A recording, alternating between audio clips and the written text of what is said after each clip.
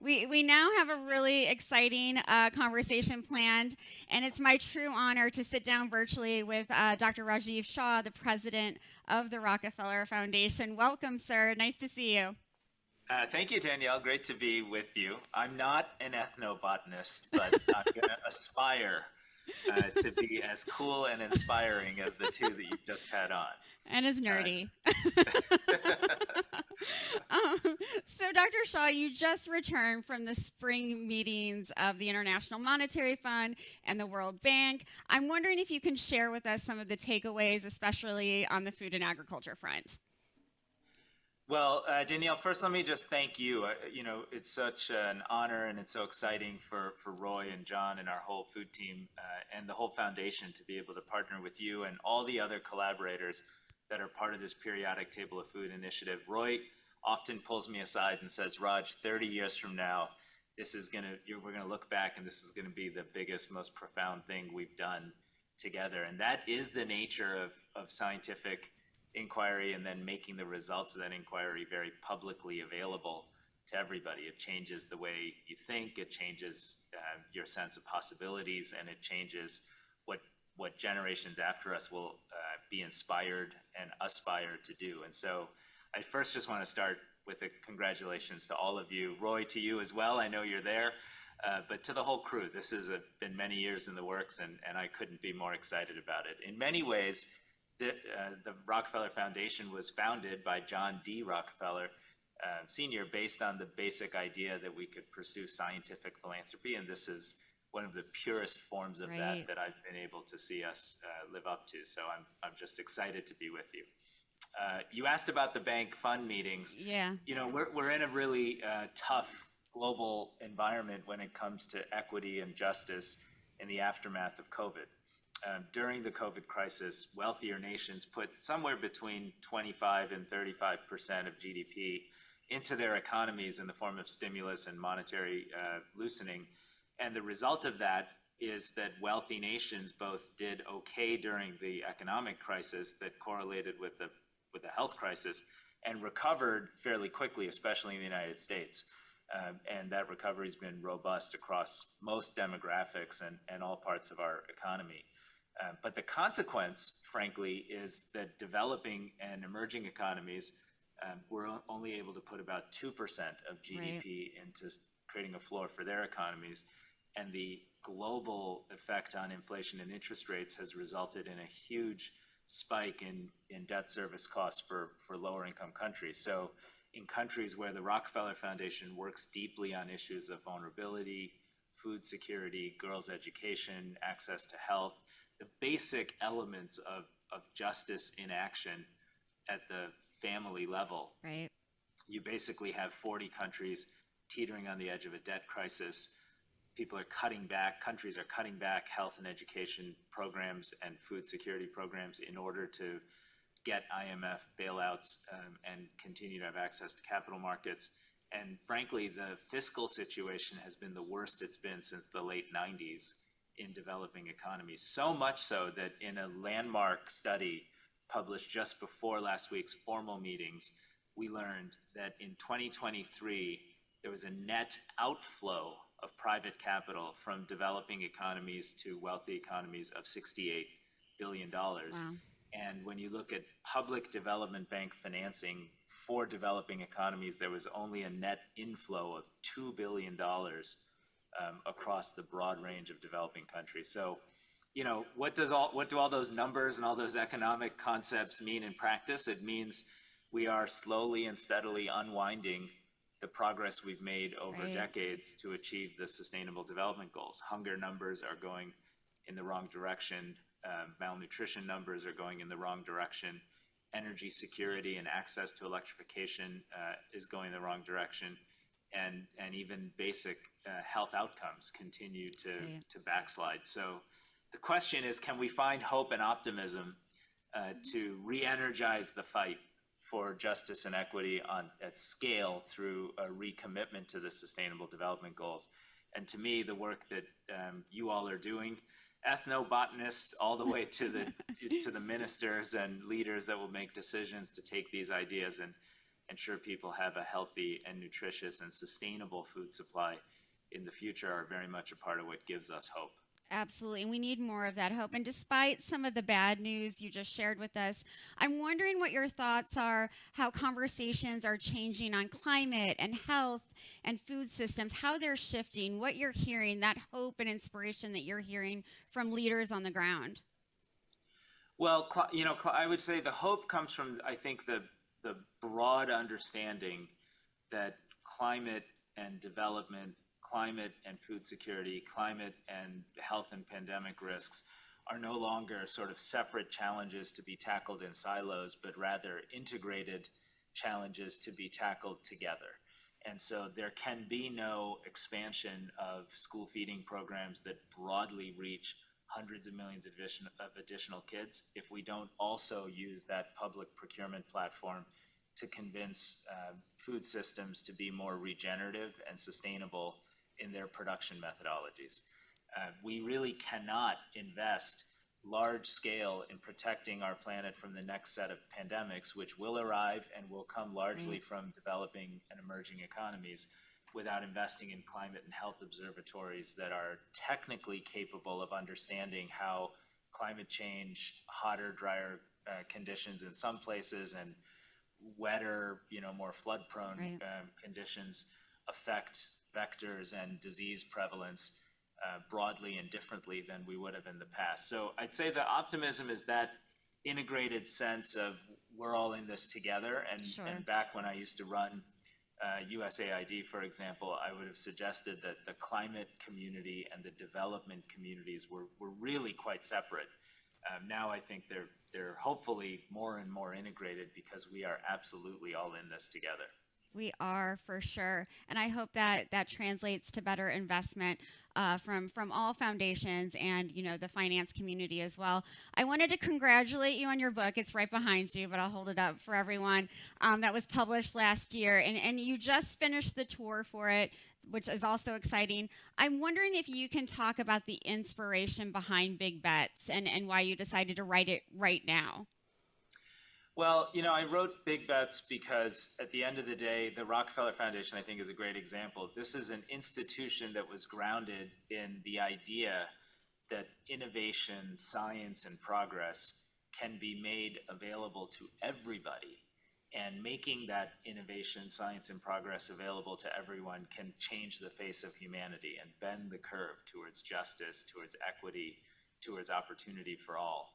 And I feel like that basic idea gets lost in modern society. We tend to read about protests on college campuses and police brutality in certain settings. We tend to read about, or gets fed a lot of social media about political systems that are literally at war across the two sides of the political aisle here in the United States, and that concept's replicated around the world. So it's very easy for people to look at today, the reality of today, and say, gosh, is there reason to be optimistic about the future? Now, you all are already the optimists, so I don't have to say this here. But I was amazed as I did the book tour, especially when I went to high schools and in some settings, underprivileged communities and high school students. And people are yearning for a message that is grounded in the idea that we can still do big things together. This PTFI program is an example of how we can still do big things together. It shows that we understand that the preponderance of chronic disease burden comes from what we eat and how we live, not the quality of our hospitals and the accessibility to those hospitals. And so we know that this mindset, implemented through science, expanded through Good Food Fellows, made real by engaging young people in their eating practices and also their understanding of what food and the social consequences of what they choose to eat, what all that means and what that says about them as people. Maybe that is ethnobotany in action. But those are the reasons we should be optimistic. And I love doing the book tour because I got to hear from young people that said, look, I want to be part of solving climate change. How do I get involved? or I want to make sure I want to be a doctor, but I want to work on preventing the next pandemic. What advice do you have for me? Right. And that gives me tremendous hope. And the more we can put away our phones and our social media and just talk to each other about what it actually takes to achieve transformational wins at scale for humanity, the more we can implement a vision based on hope and optimism as opposed to the alternative. That's so great to hear that you're hearing from young people that they're yearning for this and they need those big ideas. And I'm wondering, from your point of view, as someone who cares so deeply about human and planetary health, what are the biggest bets out there? Well, I think honestly, the biggest bets are to me grounded in ideas that are scalable because they're so, because they just make sense, but they're different than the way we think about things today. So, for example, our food team is working on school feeding. I made reference to large expansions in school feeding. The basic idea that every child on this planet should have food security tied to their educational setting in a way that both improves their educational outcomes, helps to modulate and develop habits around what they eat and how they learn about food and culture together, and ultimately can infect their communities and their futures with developing a more sustainable food system. That's a profound, big idea that is actually affordable and in the political interest of enough of our leaders around the world that we should be able to make that happen. The idea that new renewable electrification technology finally makes it possible after 150 years of building big coal plants and connecting them to public sector grids to actually reach everybody on this planet with electricity. There's still 1 billion people that live with not enough power to power one light bulb and one home appliance per capita per year. And we know energy is the core constraint to growth.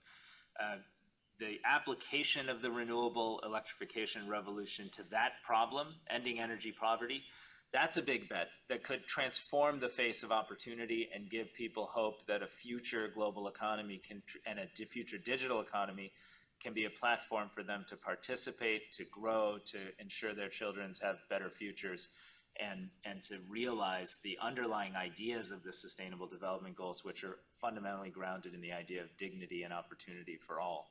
So, and then frankly, if we can do these types of things, and there are examples in health, there are examples in finance, we start to reimagine a global community built on the best form of interdependence and security. Right.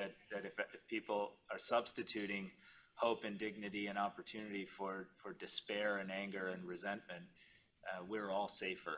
And in a world increasingly defined by wars and humanitarian catastrophes and disastrous consequences of climate change like floods and migration, I feel like we need to yearn for that future. Yeah, absolutely. I'm so glad you mentioned this idea of ending energy poverty and renewable energy projects.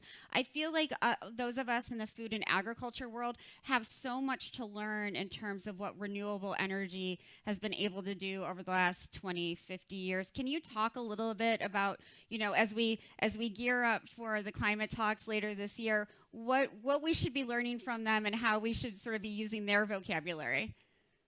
Sure. Well, I can just share 3 kind of ideas related to that. I don't know how applicable they are, but one is this idea of decentralized versus centralized. For a long time, everybody believed that the only economically viable way to provide productive, energy that can be used to grow businesses and create jobs came from centralized systems.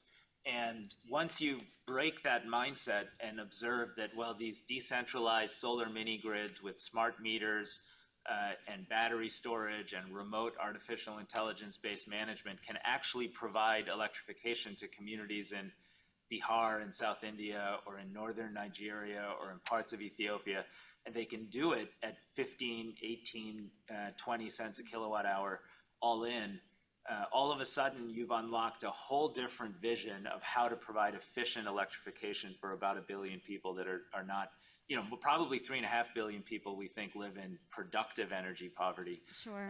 And without getting into the details, I would just say that mindset of decentralized empowerment is a profoundly different way of thinking about how to drive inclusive growth in economies, Right. and highly relevant to agriculture, because almost all of these communities are ultimately rural communities dependent on agriculture and agribusiness as a core driver of growth and welfare and well-being. So that's one. I'd say a second is these models are increasingly public-private or quasi-commercial. Sure. So we've launched efforts to reach 7.1 million people in eastern Congo with solar metro grids that are basically larger versions of the grids I just described that we've rolled out in India and Nigeria. And that, is funded by the Rockefeller Foundation, by other foundations, by development banks, but it's primarily funded by private commercial investors Sure. that want to own infrastructure that they think can generate reasonable returns over the very long term. And once you start to attract that kind of capital, you look around and you realize, well, the Norwegians have $1 trillion sovereign wealth fund. There are probably 6 of those in the Middle East. They're the Japanese in the same way. And all of a sudden, instead of seeing the constraint of $68 billion of net outflows of capital to creditors, you start to see pockets of capital that would be eager to deploy hundreds of billions, maybe trillions of dollars to own assets that they can own for the long term with local operators that generate yields that more or less work for part of their economics. Sure. And that's much, much, much more optimistic. And then I'd say the third is people. I mean, we see that the consumers, the users of this electricity, especially the ones that drive demand when these are deployed, are effectively small businesses. So, and we all know in the United States and around the world that it is in fact small business growth that drives employment and drives equity in the economy. And so, using this as a way to unlock an explosion of small business growth, a lot of which will be agro-food in emerging economies, is another part of the vision of success. And learning how to do that in a way that focuses on women is we know, a way to, invest in communities, invest in girls' education, invest in the future in a profoundly impactful way. So I think all 3 of those concepts are perhaps applicable to the agro-food setting. Yeah, absolutely great advice. I want to go back to big bets for a moment because, it is so optimistic. It makes optimism feel realistic. But I want to turn to sort of the personal side of it. I don't know why I was surprised, but you writing about your family, I'm a deeply emotional person. Everyone in this room knows that. Anyway, but parts of it made me feel very sort of like cry a little bit, Raj, because it was very sweet to hear about your family and how you met your partner and, your kids and all of these things. And I think that kind of vulnerability is needed more among leaders like you. And I'm wondering if you can talk about that decision to write about them. Well, thank you. I resisted writing about some of that, so it means a lot for you to suggest that was meaningful to you. I probably left my own devices would have produced something less personal and more wonky. But one of the lessons I've learned in a lot of different leadership roles is what do we yearn for? We yearn to connect with each other, to be inspired by each other, to form relationships that sustain our futures. And in reality, I learned the hard way that sometimes building those relationships requires being quite vulnerable and open about the challenges you face in life. So I write about that specifically in a chapter about how we ended up passing the Global Food Security Act. And I titled the chapter "Make It Personal" because it was these deep, personal, faith-driven, and sometimes difficult conversations with very conservative members of the Senate and the House that ultimately built a set of relationships based on genuine friendship and understanding that changed my life and changed my ability to lead in Washington. But more broadly, I have just learned that expressing some of those vulnerabilities just helps people see that, as folks like Roy and my team know, I make more mistakes than anyone we know, and it just allows folks to connect with each other. And when I did the book tour, it's so funny. Those were the things that especially the younger kids wanted to talk about. They wanted to know what was it like trying to manage being with your kids. wasn't successful at that early on in their childhood. They wanted to know what was it like leaving medicine to do political work Right. when you grew up in an Indian American family that said you could be a doctor or an engineer. Right. And honestly, in retrospect, kind of given how things played out, everybody's happy. But at the time, I was terrified. I would sit in Al Gore's best friend's pool house sofa cot and just thought I had thrown my life away because I left medical school to join Al Gore's presidential campaign in Nashville, Tennessee, as an unpaid volunteer. And you know, when you're young, you really stress. Even now, maybe you stress about those types of things. So I just thought opening up and being vulnerable might help others have the courage to do what inspired them. The big takeaway for me, my wife came up with this phrase, is that big bets start with betting on yourself. And I see so many people who, for some reason, choose not to do that. That every time I did a book talk, I tried to encourage others who wanted to be involved in this work. Give yourself a chance to make a difference. You know, take the risk and give yourself that opportunity. That's fantastic. Thank you for sharing all of that. And you know, it's uncomfortable, but so needed during these times, especially. You mentioned some of the unusual collaborations and relationships that are part of the book. You have some great stories. I'd love for you to share one. Well, you know, maybe I'll come back to just the first the thing I was mentioning about the Global Food Security Act, because this is an audience that I know cares about that. I mean, at the end of the day, President Obama took office right in the midst of the global financial crisis, which was associated with the food crisis, as you know, that moved 100 million people into hunger and poverty. At the time, on the cover of The Economist, there was a young girl eating a mud cake and an article about that. And I remember, maybe it was Roy or someone I was asking, I was still at the Gates Foundation, I'd say, what is a mud cake?